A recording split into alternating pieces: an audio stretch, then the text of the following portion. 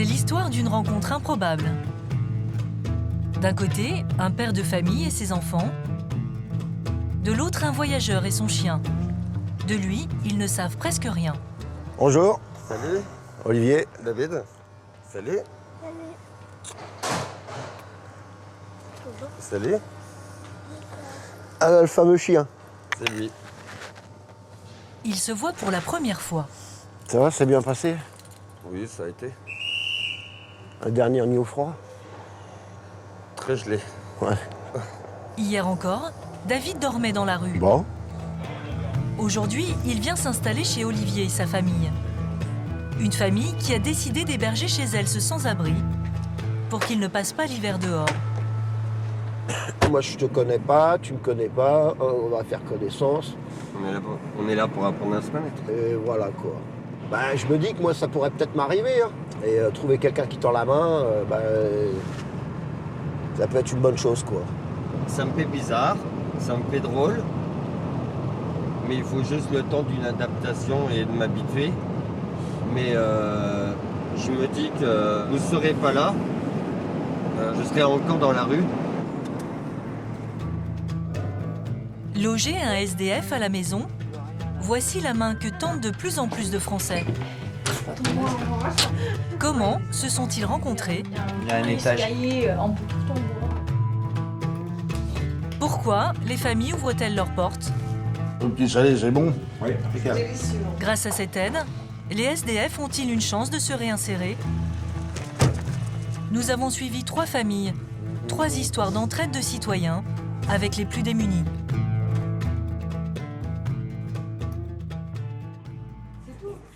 Comment accorder sa confiance du jour au lendemain à un homme qui vit dans la rue depuis 14 ans?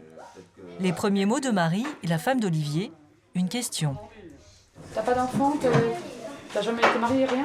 Non, j'étais déjà avec des copines, mais ça n'a jamais duré, quoi. Et par rapport à quoi, ton métier? Non, en rapport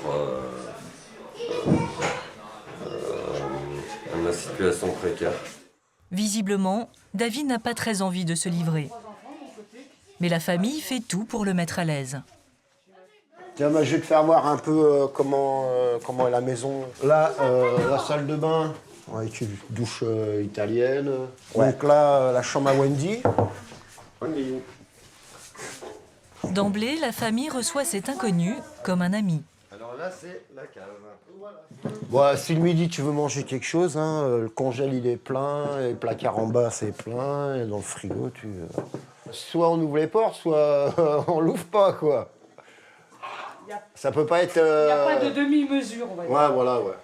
Ça vous touche ça, David? C'est un soulagement et une peur aussi en même temps, mais ça c'est normal, mais de petit à petit ça va aller mieux, quoi. C'est parce que c'est juste le temps de la transition, quoi. Mais sinon oui, c'est drôlement mieux que la rue, oui. Attention, chaud. Attention. Qu'est-ce que vous ressentez là au moment de passer à table? C'est émouvant? C'est mouvant, je sais pas, mais ça va changer des pâtes à emporter et des kebabs dans la rue, quoi. Marie est manutentionnaire et Olivier, chauffeur routier. Ils ont des revenus modestes. À leur table, David est un invité à qui l'on a réservé un repas du dimanche. Coquille Saint-Jacques, endive au gratin, un menu qui ne lui convient pas. Merci.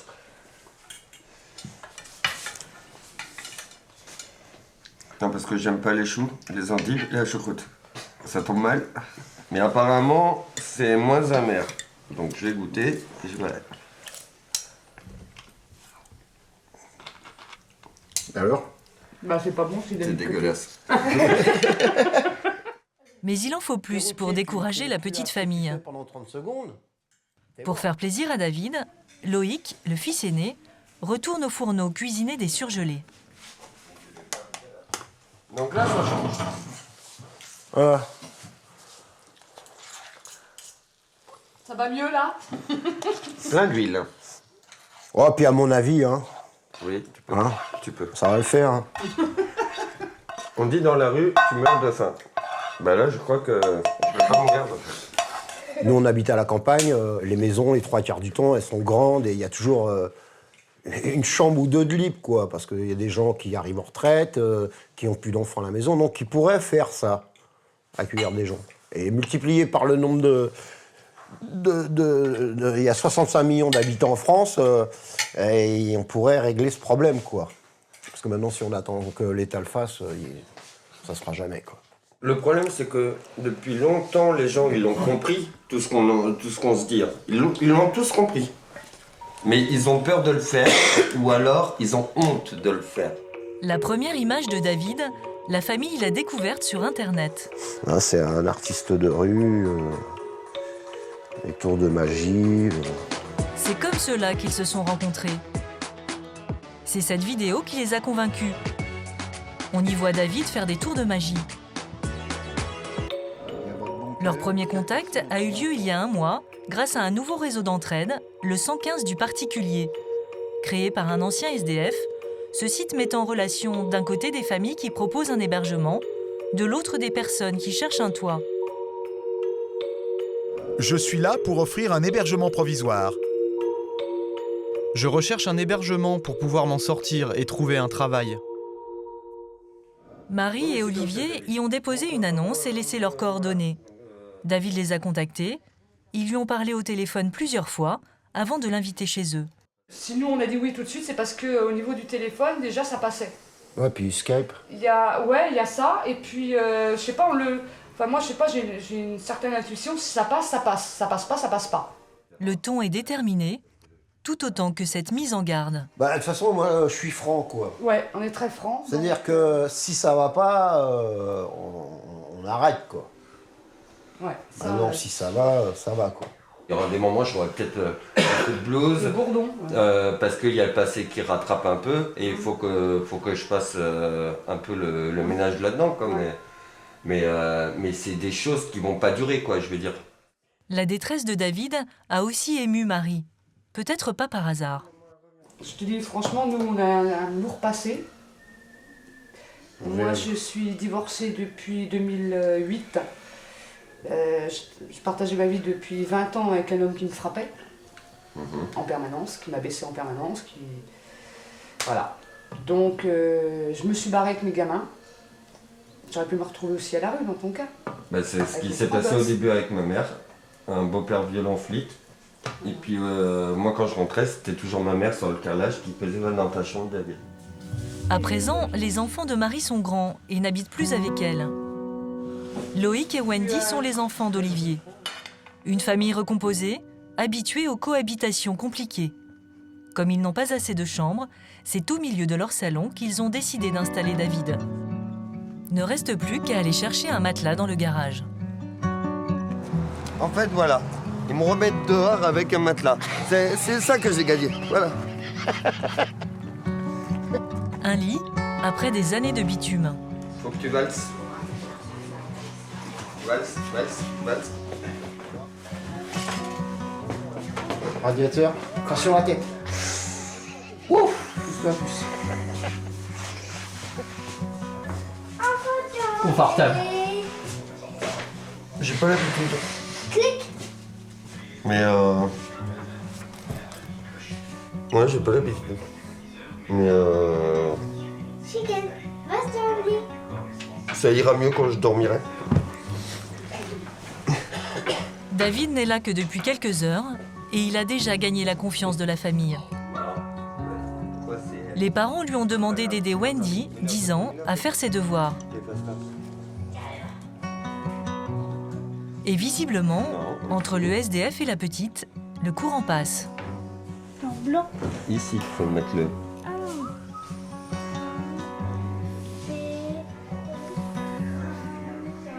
Vous imaginez les choses comme ça, Olivier? C'est bien. Ça prouve qu'il a l'air de se sentir bien, quoi. Hein? Donc, ouais, c'est ce que je recherchais, quoi. David n'a jamais eu d'emploi stable. Il a quitté l'école à l'âge de 16 ans et a suivi une formation dans une école de cirque.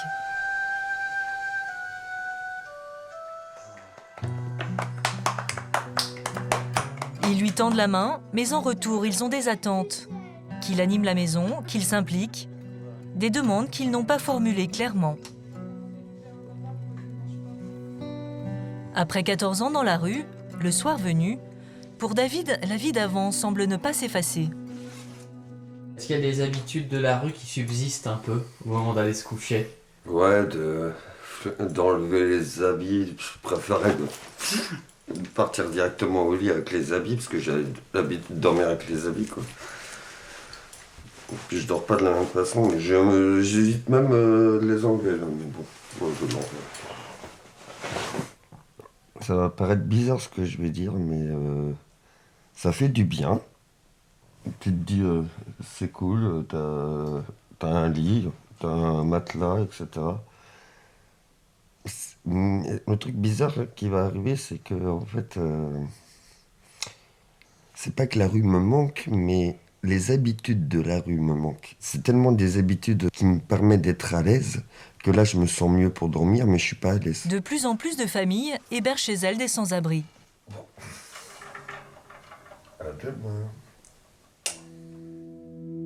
Mais la démarche n'est pas sans ambiguïté, ni sans abus. La générosité de certains n'est pas toujours désintéressée. Notre enquête nous emmène près du Havre, chez Sylvie et Polo, 2 ouvriers à la retraite. Ils ont déjà logé plusieurs sans-abri, 6 personnes en 1 an. Comment ça se passe, la cohabitation avec des personnes comme ça et des... Bah, c'est pas toujours évident, mais bon, faut tout le monde y mettre du sien, quoi. Si tout le monde met la main à la porte, c'est parfait, hein. Il faut que tout le monde mette la main à la porte. Mais sinon, autrement, ça va pas très bien. François, 51 ans, est arrivé ici il y a 3 jours, dans l'urgence. Il vient d'être expulsé de son logement. Il a contacté Polo sur le site du 115 du particulier. Bon, ça va être à monter rapidement. Ça, c'est pour le récit parmentier.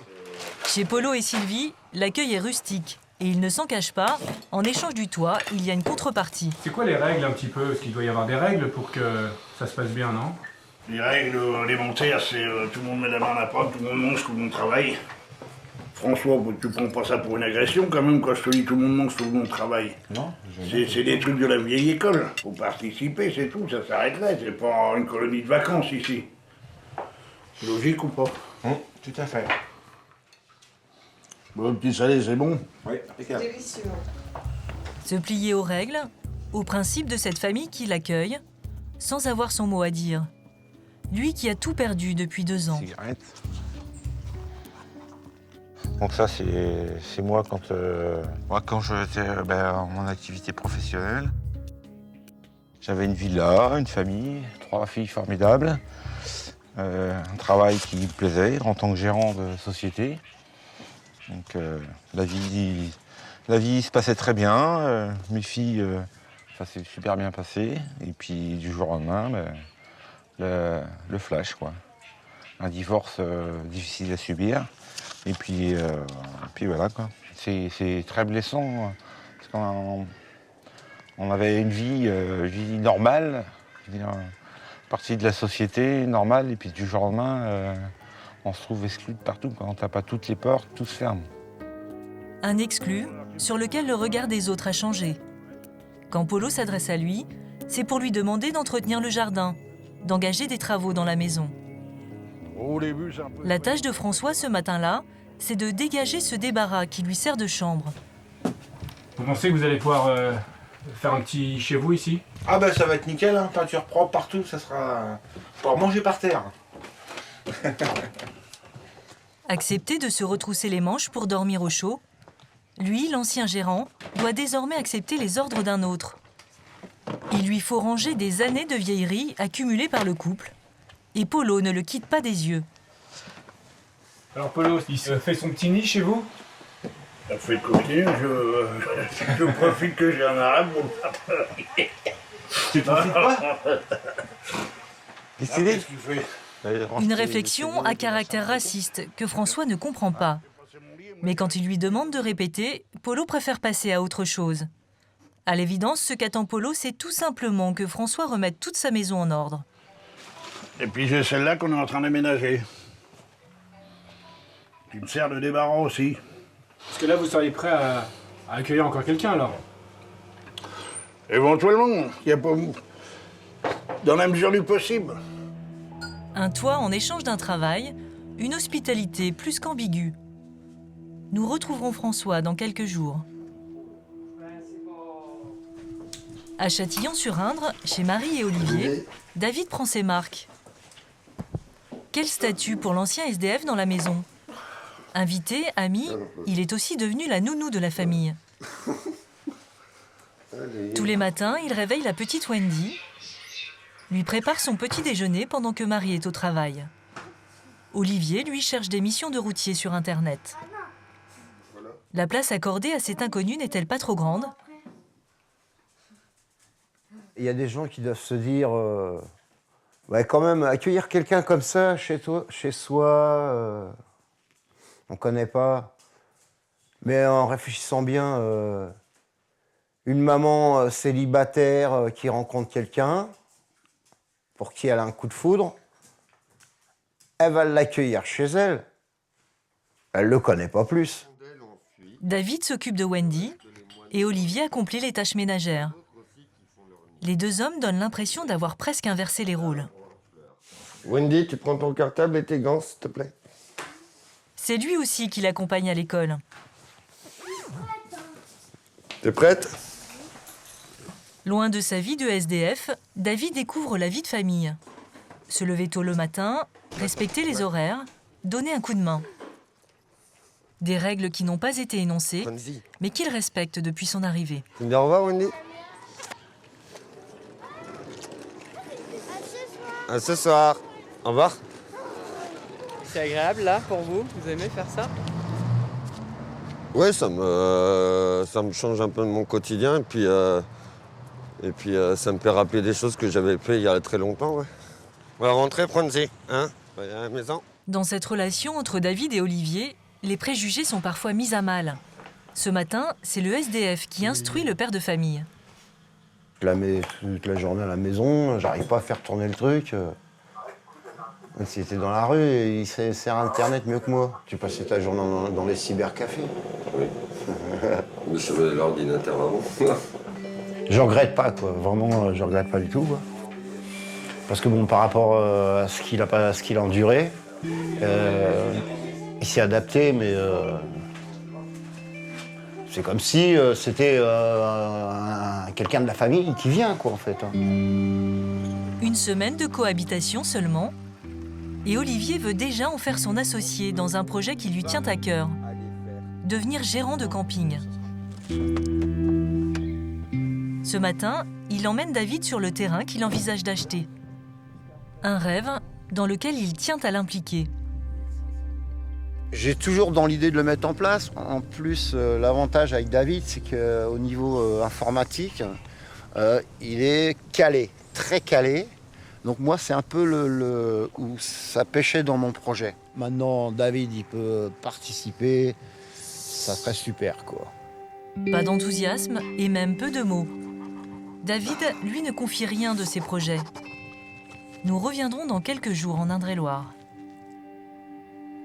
Peut-on changer la vie de ceux que l'on aide? La main tendue est-elle toujours acceptée? À l'abri des regards, une tente au fond d'un bois, près de la ville de Bourges. Elle abrite 2 jeunes SDF et leur chien. Nicolas, surnommé Pompon, 33 ans, et sa petite amie, Alexandria, 21 ans, vivent ici depuis 1 an. La nuit a été dure, la température a frôlé les 0 degrés. Comment ça se passe la nuit ici? Ça caille. Ça caille. J'allais dire, ça caille. C'est l'horreur. Cette nuit, c'était horrible. Alexandria est enceinte de 5 mois. Elle pourrait trouver une place dans un foyer d'urgence, mais elle refuse de se séparer de son homme.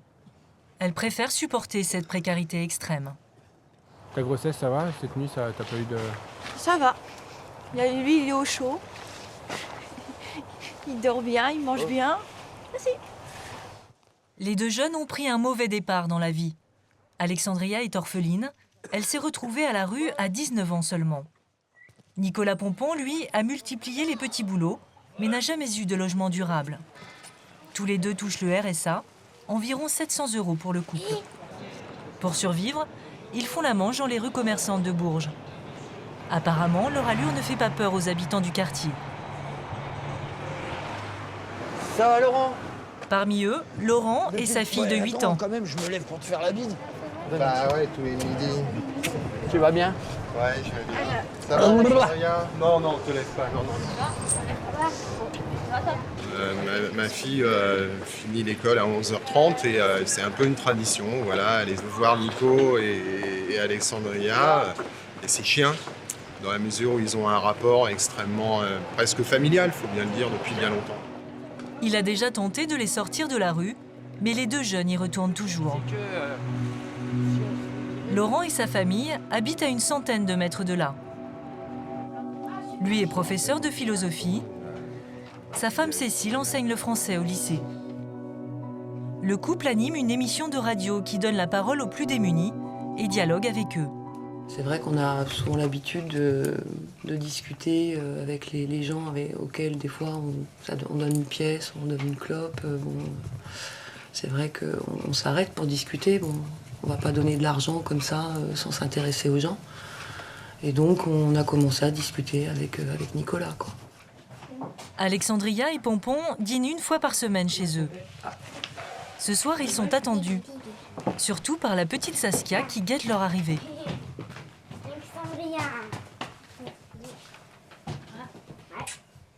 Bonsoir. Salut. Ça va? Ça va. Malgré leur grande précarité, les deux jeunes ne viennent jamais les mains vides. Tiens Laurent, je vous apporte une bonne bouteille. C'est pas vrai. Plume, elle est revenue, sauf qu'il faut Tu peux pas t'en l'isoler. spécier. Entre les deux femmes, la complicité est forte. Alexandria montre sa dernière échographie à Cécile. Ah, ça me rappelle, j'ai les mêmes derrière. Vous les avez vus, non? Oui, tu me les avais fait. Moi je la l'ai pas vu, première c'est fois. Mathias. Et comment vous avez réagi quand vous avez appris les nouvelles? Bah, c'est vrai que je m'y attendais pas, mais j'ai vu Pompon était content, donc et Alexandria aussi. Donc la première réflexion après ça que j'ai eue, c'est on n'a pas un enfant dans la rue, quoi. Ah non, ça c'est clair. Savoir qu'Alexandria dort dehors inquiète le couple. Ils voudraient lui offrir un toit. Dans les combles, ils ont une chambre vide. Le confort est sommaire, mais il y fait chaud. Pourtant, les deux jeunes refusent de s'y installer. J'évite au maximum de m'imposer chez les gens. C'est l'impression de s'imposer surtout. Ma fierté, c'est d'abord d'essayer de me démerder tout seul avant de demander d'appeler au secours, quoi. Pas trop dur de repartir comme ça à ce temps-là, sachant que... C'est pas facile, mais bon, c'est leur vie aussi. Donc,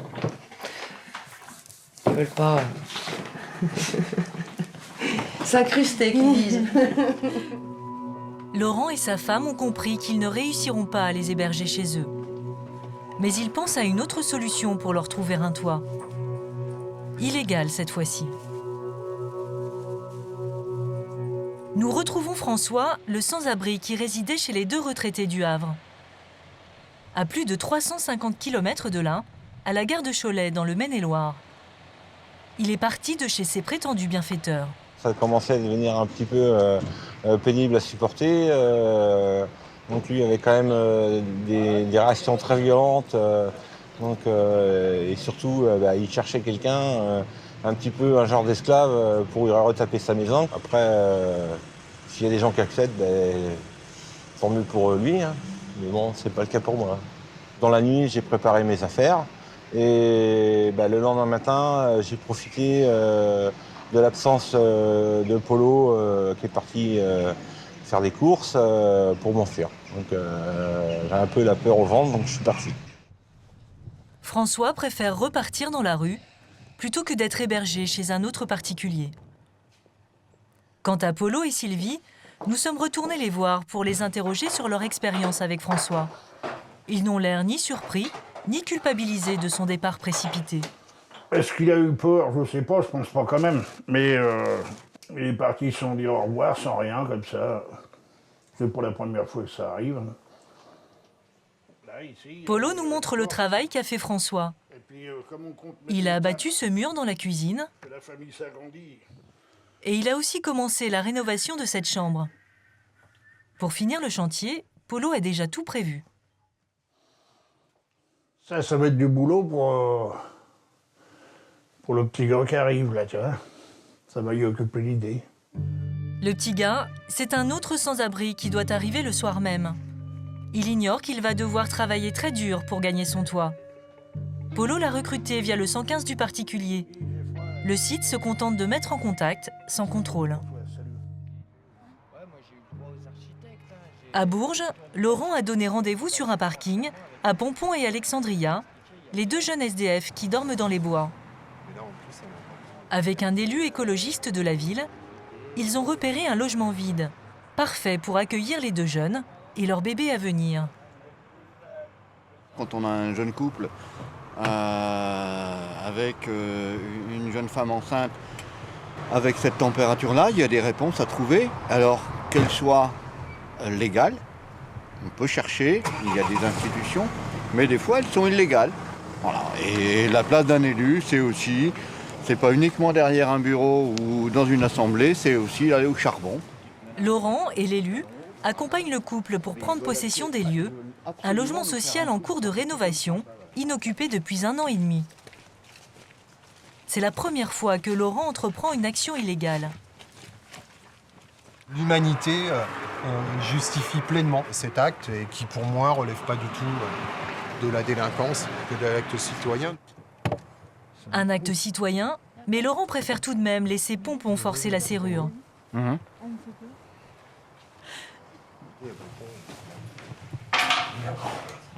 Désolé. Le logement est un 4 pièces en très bon état. Et surprise, il est habitable immédiatement. Eh ben, voilà celui qu'on cherchait. C'est bon, Margot? Elle a un peu froid, mais bon. Et il y a même le chauffage. C'est-à-dire? Si, et là c'est l'eau, et là c'est le chauffage. En tant que futur père de famille, vous ressentez quoi d'être ici? Au moins ça me dit que je galère pour trouver quelque chose pour mettre ma femme et ma fille à l'abri et que je vois des logements comme ça qui sont abandonnés, pratiquement en très bon état et que ils sont pas foutus de nous en donner un quand on en cherche un. Alors que voilà, on va avoir un enfant, on est considéré comme personne prioritaire normalement. Ça sera comme mon petit chez nous. Depuis notre tournage, Pompon et Alexandria ont quitté leur squat. La préfecture leur a attribué un logement social, en toute légalité cette fois.